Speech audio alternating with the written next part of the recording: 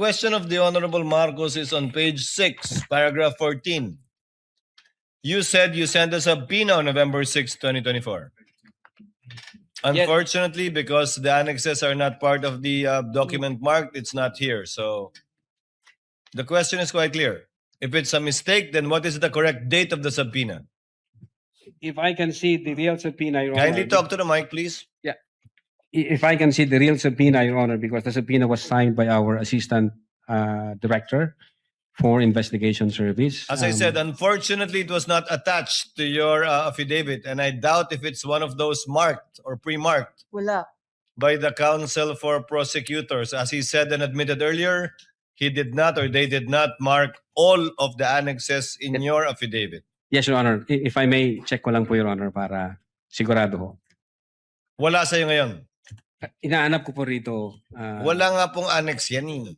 Wala sa annex at wala rin sa affidavit. Kasi yung mga media na tinutukoy sa ibang pahina, yung mga nag-interview nung Zoom conference.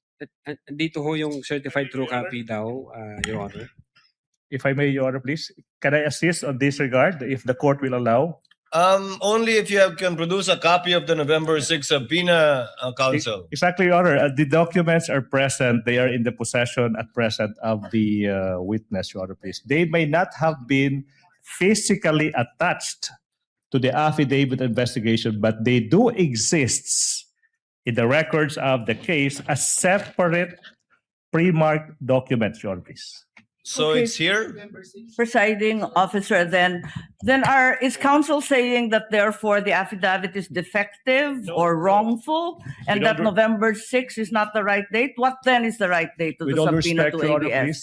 With all due respect, we object to the use of the term defective. Counsel, we shall await. Let the Yes. document speak for itself. Yes, Your Honor, please. If it's there. The witness is Yes, now it in the was the process. witness who said that it was a mistake, not me. No, it doesn't make the entire affidavit of investigation defective. No, I merely said the date was wrong All right. because that's what he said. Yes, Your Honor.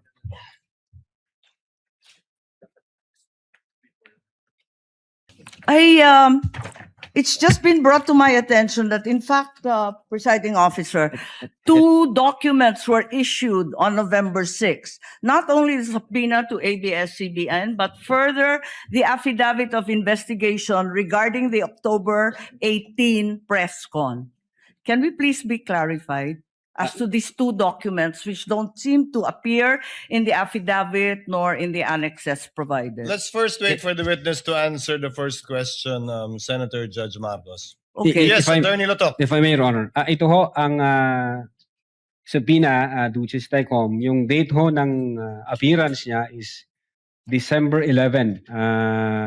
Appearance po. Ang tinatanong yung Appearance. date ng subpoena. Date Attorney ng Lotok. subpoena, Your Honor, is 6th day of November 2024, which I believe this is a typo kasi magkakasunod ho ito doon sa mga inisyuhan namin na media personalities. Attorney Lotok, typo na yung affidavit mo? Typo pa yung subpoena? Hindi po. What are you typo looking yun. at? The subpoena or the affidavit? Dalawa yan eh. What are you looking at, Attorney Lotok? The subpoena, Your Honor.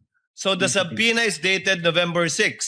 Okay. This, And the affidavit also is November 6. Dalawang typo carried over. asan yung affidavit? Hindi ko pa nakita, ma'am, yung affidavit na November. Your 6. affidavit Ikaw ang says pumirma November eh. 6. Pero patingin ako. Yung affidavit of investigation mo na binigay, pati I-check yung ko po, ma'am. amended, carried over din. Yung first draft na rineject ng DOJ, yung ikalawa, parehong November 6. Saan? Pirmado ninyo eh.